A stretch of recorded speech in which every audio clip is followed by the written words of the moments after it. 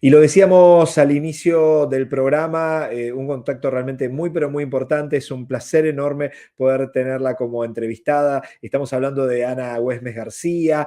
Ella es la directora de la División de Asuntos de Género de la Comisión Económica para América Latina y el Caribe, de la CEPAL, con más de 30 años de experiencia internacional en organismos multilaterales, bilaterales y en la sociedad civil. Entiendo que está conectada desde Santiago de Chile.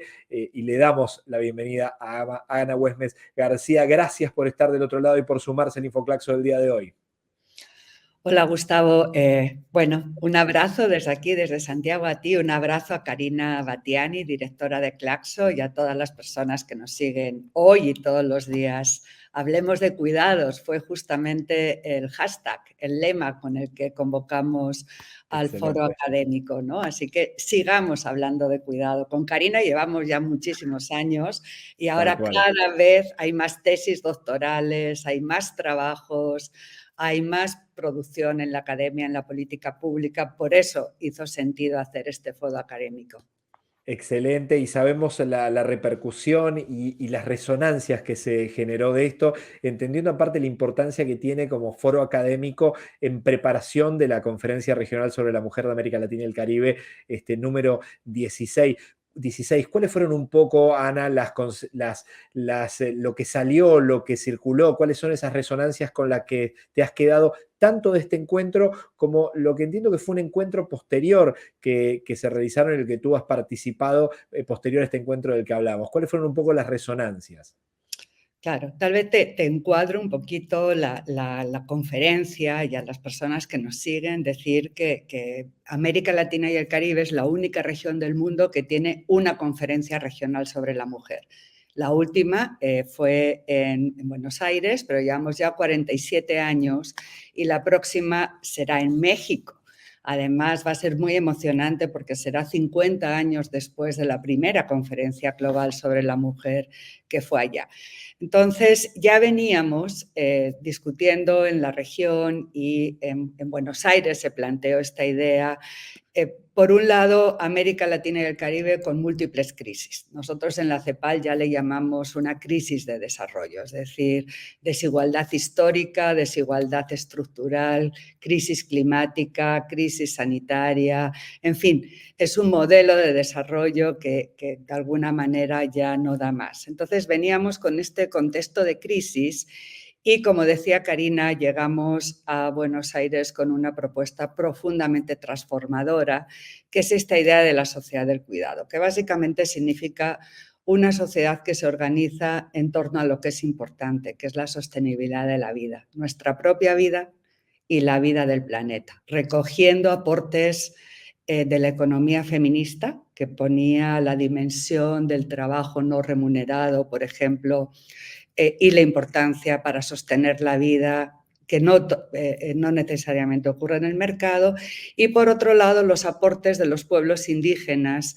que ya habían reflejado en varias constituciones esta idea del buen vivir o del vivir bien, es decir, no podemos pensar en la igualdad si no ponemos también la sostenibilidad de la vida. Entonces, llegamos a Buenos Aires con el mandato un poco de articular un compromiso de cómo responder a esta demanda creciente de cuidados, es decir, envejecimiento, cambios epidemiológicos, cambio climático, cómo respondíamos a esta idea del cuidado como un trabajo, que queremos que sea decente, que queremos que cada vez se remunere más, que se dé en mejores condiciones, y por otro lado el trabajo, el cuidado como un derecho, ¿no? Sé que luego va a estar Laura Pautasi, pero pues nos enorgullece como región que la primera vez que en un tratado intergubernamental se reconoce el derecho al cuidado de manera explícita, porque obviamente sus contenidos ya venían de un gran bagaje de derechos humanos, es en el Consenso de Brasilia en el 2010. Y fue en el 2007, justamente con Laura, que se llevó a la conferencia esta idea del derecho al autocuidado, el derecho a ejercer el autocuidado, el derecho a cuidar y el derecho a recibir cuidados a lo largo de la vida, ¿no? Porque creo que también lo que llevamos a Buenos Aires es esta idea de que todas las personas necesitamos cuidado en algún punto de nuestra vida y posiblemente también los tenemos que proveer. Entonces, lo que está ocurriendo ahora es que la organización de los cuidados es insostenible, porque se basa en que son mujeres cuidando en los hogares de manera no remunerada o de manera informal, como es el caso, por ejemplo, de las trabajadoras domésticas de nuestra región. Y por otro lado, la idea del cuidado como un derecho, y en Buenos Aires ya iba con muchísima fuerza la idea de que no solamente la definición del derecho, que quedó claramente explícita, sino también las garantías, la idea de que el cuidado es un bien público y por lo tanto hay que poner el mayor, digamos, recurso disponible que los estados pueden hacer. Entonces, y por otro lado, un elemento que además con la Premio Nobel de Economía Claudia Goldin este año quedó muy claro, es esta idea de que también es totalmente necesario para la economía, ¿no? Es decir, puede ser un sector que dinamice las economías, que no solamente sea un tema que nos aporte derechos, sino que aporte dinamismo a las economías. Entonces, la próxima conferencia, que va a ser en México, quiere enfocarse mucho más en los cómo. ¿Cómo hacemos que esa agenda ambiciosa, estructural, transformadora de la que nos hemos dotado en la conferencia? Y quiero decirte, Gustavo, que a la conferencia llegan los gobiernos, pero llega la sociedad civil en sus diferentes expresiones, principalmente organizaciones de mujeres y feministas, llegan los organismos de Naciones Unidas e intergubernamentales, llega la academia. Pero ahora a México queremos llegar con soluciones estructurales, pero que sean realmente transformaciones, ¿no? Y el tema de la próxima conferencia, que yo creo que va a ser muy cerquita también de la de Claxo, así que va a estar buenísimo estas conversaciones, van a ser las transformaciones en los ámbitos político, económico, social, cultural y ambiental para impulsar la sociedad del cuidado y la igualdad de género. ¿Por qué? Porque mucho de lo social se juega en lo económico, se juega en lo ambiental. Esta separación de las dimensiones del desarrollo es artificial. Entonces, lo importante es generar estos contextos y estas grandes transformaciones. Entonces, ¿qué dejó el foro? Primero fue el banderazo de salida y fue primera vez que lo hicimos. Entonces, yo creo que este pilar donde está la academia dialogando con los gobiernos, con la sociedad civil, con las Naciones Unidas, es fundamental, ¿no? El derecho al cuidado, como sé que va a estar una de las expositoras después, esta parte me la voy a saltar, pero sí decir que además la consulta, que la opinión consultiva de la Corte Interamericana de Derechos Humanos es una gran oportunidad para definir mejor un estándar que nos permita avanzar, ¿no? En esta idea de un derecho del que goza toda la persona humana. Segundo aspecto clave, los territorios, la importancia de los territorios, cómo nos organizamos en cada territorio, en cada comunidad, ¿no?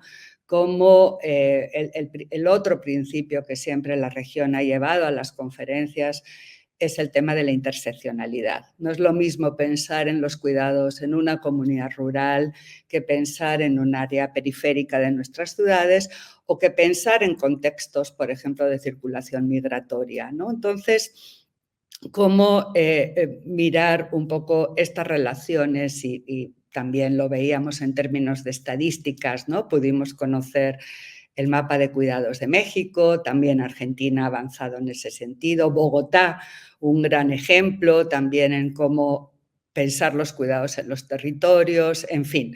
Pero si hay algún lugar donde articular a las personas con los servicios de cercanía, con el ambiente, es su territorio, es su comunidad, es el lugar donde viven, ¿no? El tercer tema que se trató fue la economía del cuidado, ¿no?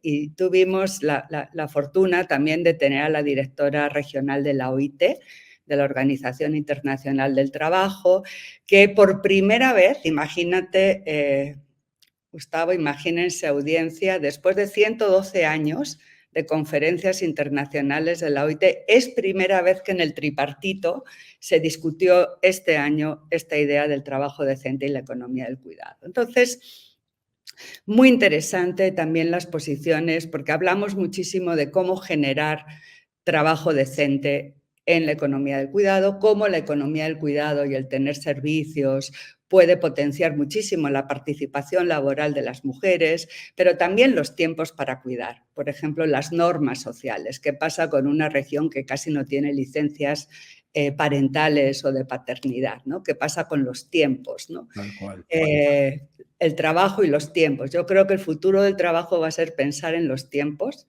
En la región las mujeres dedican casi el triple de tiempo que los hombres al trabajo no remunerado, de cuidados, y esto nos habla de que hay una dimensión de norma social, hay una dimensión de discriminación que tenemos que empezar a hablar. Cuando nosotros documentamos la pandemia, el sector más afectado por la pandemia fue el de las trabajadoras domésticas remuneradas. Casi el 10% de las mujeres de la región se ocupan en ese sector. Cerca de 14 millones de personas, para darles el dato, y la mayoría, casi el 70%, está en informalidad. También tenemos países que están mostrando que se puede hacer la diferencia. Países Chile, Uruguay, Uruguay fue el primero que ratificó el 189, que es el convenio específico, y que puede mostrar que sí se puede hacer un cambio hacia la formalización de manera muy rápida. Pues solo tenemos 2 países por arriba del 50% en materia formal y muy lejos todavía de llegar a un estándar de formalización. Entonces, trabajo decente, pero también Juliana Martínez, por ejemplo, nos traía esta idea de cómo articular cuidados también en otras cadenas productivas y de desarrollo, ¿no? Y esto era interesante porque como el foro nos recibe en México, que va a ser próximamente con la primera presidenta mujer y quiero decir también con una secretaría de las mujeres por primera vez en la historia de México. O sea, nuestra región también es heterogénea. Unos retroceden, otros avanzan en términos de mecanismos. Entonces, trabajo decente y economía del cuidado fue otro punto. Y el último punto donde estuvo Claxo y estuvieron otras redes de investigación fue sobre los desafíos en la agenda de investigación. ¿Qué no sabemos todavía? ¿Qué tenemos que investigar más? Sin duda, y lo mencionaba Karina en la sección previa, el tema de las desigualdades y las desigualdades globales. O sea, la sociedad del cuidado es una respuesta multiescalar, desde los territorios hasta la arquitectura financiera global, porque el espacio fiscal con esta arquitectura financiera es insostenible para nuestra región. Las relaciones, por ejemplo, con el cambio climático y el medio ambiente, ¿no? Cómo medir bienestar y desarrollo, qué podemos plantear más allá del Producto Interno Bruto, qué tipo de mediciones podemos llevar. La metodología fue muy linda porque además después de cada plenaria se generaron mesas y grupos donde se discutía, se hablaba de cuidados en diferentes niveles, desde la macroeconomía hasta los desafíos digitales, el cambio tecnológico. Entonces fue un foro bastante plural, muy estimulante.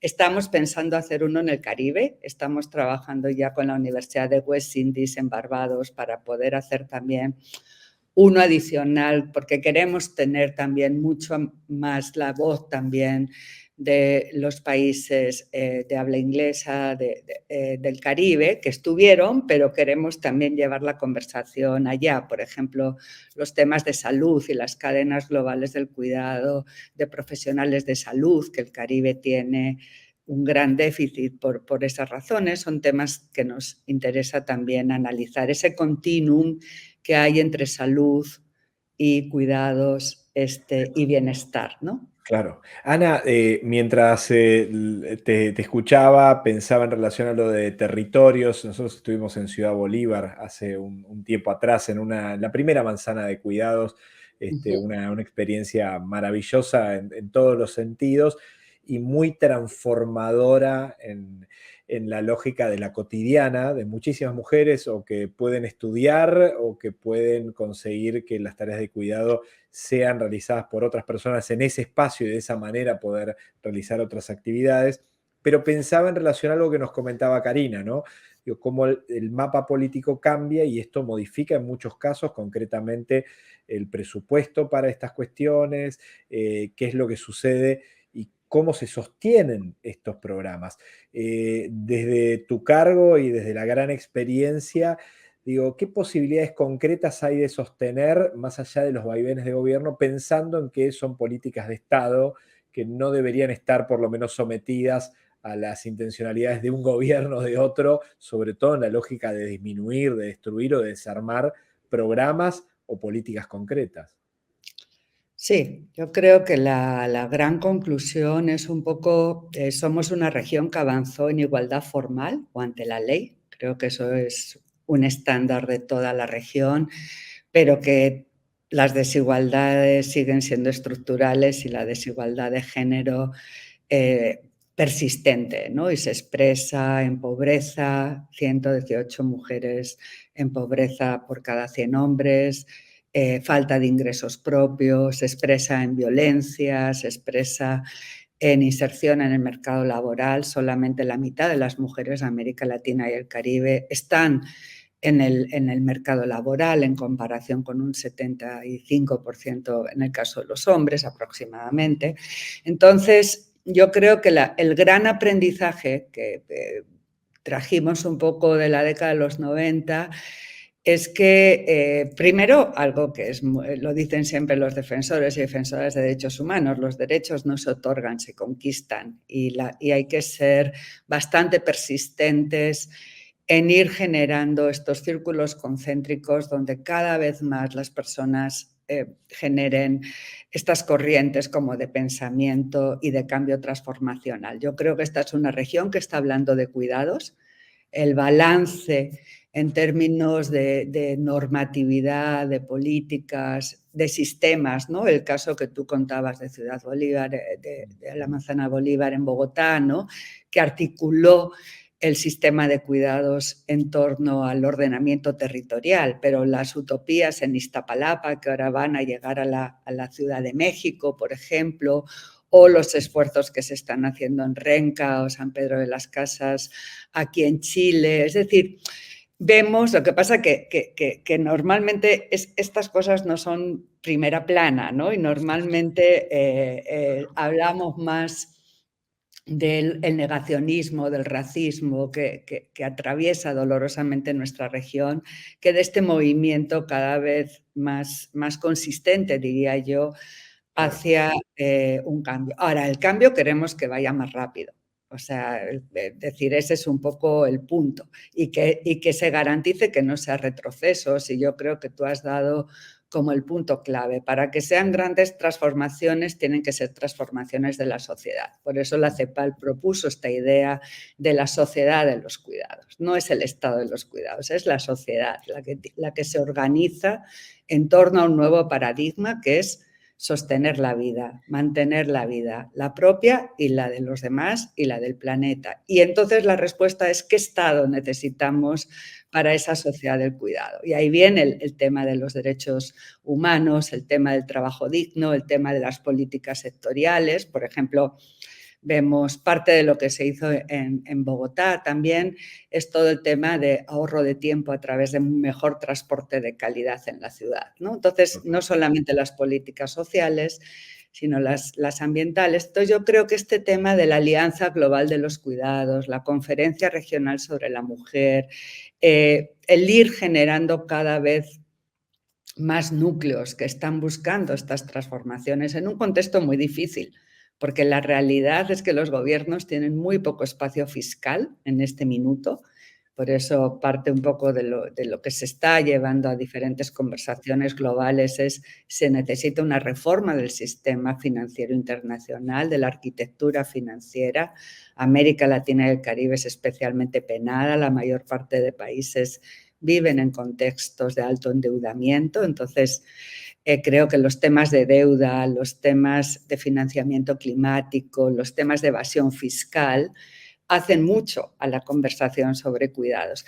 Y lo segundo que yo quiero decir, esta es una conversación que no le corresponde a ningún partido ni a ningún gobierno en particular. O sea, realmente es una conversación, como decía Karina, esto es un bien público y los bienes públicos son bienes de toda la humanidad, ¿no? Y tenemos que generar en un contexto tan polarizado y tan hiriente esos grandes consensos. Yo le tengo esperanza, con esa esperanza vamos a llegar a la 16 conferencia, posiblemente con muchas voces de personas que no han tenido voz, que quieren este cambio transformacional. Yo estoy convencida de que somos muchos más, que Sí. quisiéramos un mundo con mejor distribución del tiempo, del poder y de los recursos, y que se estructure en torno a las posibilidades de cuidar, me parece que es profundamente un cambio de paradigma. Entonces creo que habíamos llegado ya con la idea del derecho al cuidado, los sistemas de los cuidados, y que a Buenos Aires llegamos con un pasito más, así un poco más inspiracional, pero que articula mejor esta dimensión, digamos, que vincula lo social con lo económico y lo ambiental en un nuevo paradigma societal, ¿no? Ana, por último, sabiendo que igual es como una gran temática, digo, vivimos la pandemia como un momento muy dramático en muchos sentidos, pero específicamente en las temáticas de las tareas del cuidado, pareció ser un momento como de explosión, pero en doble sentido. Por un lado, una potencia brutal en relación a lo que fue la sobrecarga para las mujeres principalmente en relación a las tareas de cuidado, en algunos procesos de encierro, digo, pues no se puede salir, pero por otro lado también eso parece haber en algún sentido servido como para ampliar los debates, ampliar las discusiones y poner más claramente sobre la mesa, y eso terminó en muchas políticas públicas gracias a los reclamos, a la lucha también de los movimientos sociales, pero también a investigaciones bien concretas que marcaban el drama de lo sucedido siempre, pero potenciado en esa etapa. Pasado ya un tiempo de esa pandemia, ¿cuál es tu breve análisis, entendiendo que es muy complejo el momento, de lo que ha sido ese momento y cómo sirvió para poner en eje muchos de estos debates? Bueno, como tú dices, el debate se ha puesto. Me preguntabas también del segundo momento, que fue el encuentro de estadísticas de género, que son 25 años ya de encuentros para fortalecer políticas de igualdad, un evento que ha liderado sistemáticamente el INEGI, que es el Instituto de Estadísticas de México, con InMujeres o No Mujeres y la CEPAL. Y esta es una región que avanzó. Hace 30 años ningún país había medido, por ejemplo, el tiempo. Y las mujeres llegaron de esta región y las instituciones diciendo que había que medir el trabajo no remunerado, ¿no? Por cierto, son tareas, pero también son trabajo. Trabajo no remunerado, trabajo de cuidados, trabajo doméstico. Y llegamos con esa convicción a Beijing, y en la actualidad tenemos 23 países que han medido, que han hecho mediciones. Es decir, estos datos de las desigualdades, del tiempo y muchas de las políticas se han basado en esto. Y tenemos ya 10 países que han medido no solamente el tiempo, sino cuánto aporta a la economía este trabajo no remunerado. Entonces, a ver, si tú me preguntas si avanzamos suficiente, yo también coincido contigo en que tenía la esperanza que después de la pandemia no volviéramos al mismo lugar. Hubiera un cambio en el modelo y en la manera que nos organizamos como sociedad. Yo creo que esto son crisis, la cantidad de conflictos abiertos en el mundo, ¿no? La depredación del ambiente, o sea, hay como muchos elementos que muestran que es prácticamente la caída de este modelo que ya veníamos décadas diciendo que era insostenible, ¿no? Entonces, bueno, a mí me hubiera gustado que la respuesta y la reacción fuera más constructiva y no tan destructiva como estamos viendo en el mundo actual, pero lo real, si te digo, nosotros ahora mismo, por ejemplo, desde CEPAL estamos con asistencias técnicas abiertas con Brasil, que está yendo hacia su política nacional de cuidados, Chile, que está yendo hacia su sistema nacional de cuidados y además prioridad en la cuenta pública, ¿no? Que es el mecanismo financiero que tiene Chile de asignación. Estamos viendo una ley muy reciente en Panamá que ha creado su sistema nacional de cuidados. México ha colocado en el centro de la agenda este de la próxima presidenta Claudia Sheinbaum, pero también de la ciudad, la agenda de los cuidados. Alemania, México, los países de la región están llevando el debate de los cuidados al G20. Fue España con Chile quienes llevaron a las Naciones Unidas esta idea de que había que tener un Día Nacional de los Cuidados y el Apoyo. En fin,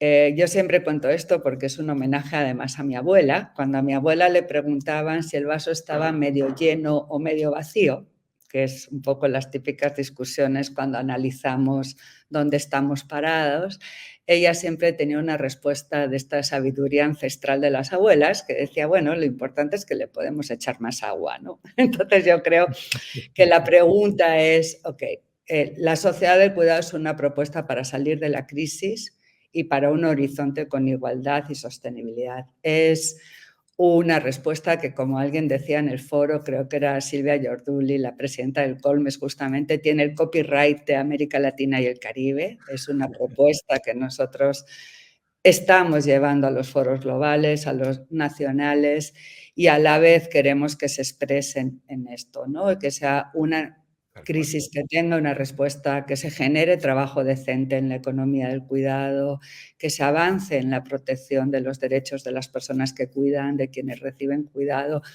Creo que también hablar de cuidados de larga duración, que tal vez podemos dedicar otro programa a eso, porque estamos viendo, y esto lo vamos a presentar próximamente en la CEPAL, el envejecimiento del envejecimiento, por decirlo de alguna manera, ¿no? O sea, cómo cada vez más, y esto es una buena noticia, tenemos más esperanza de vida, pero lo que va a crecer en los próximos años es el número de personas mayores de 80 años. Y somos una región que no resolvimos el cuidado infantil,